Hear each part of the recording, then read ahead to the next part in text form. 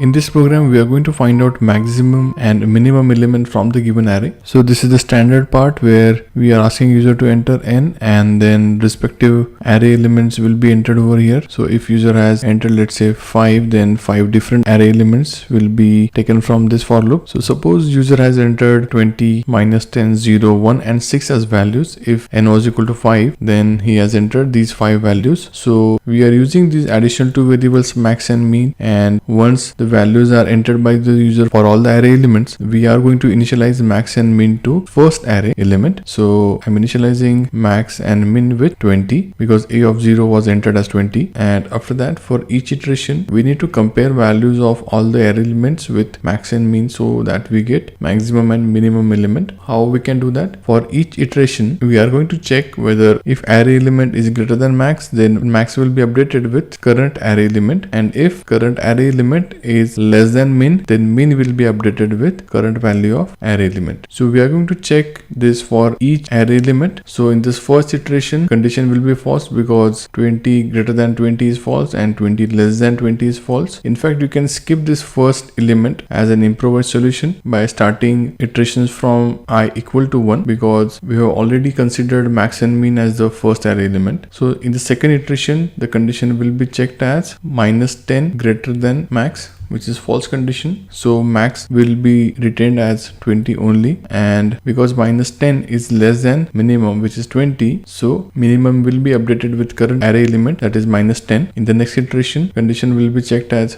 0 greater than 20, which is false condition. So 20 will be continued as the maximum element. The next condition to check would be 0 less than minus 10, that is false. So minus 10 will be written as minimum array element, and the process will be continued till the last point, and every time condition will be checked to find out maximum and minimum. So in our case, even in the next two iterations, condition will remain false, so our value of min and max will remain unchanged. So at the end of final iteration, you will get maximum as 20 and minimum as minus 10. So once this for loop gets completed, we are simply printing value of min and max directly.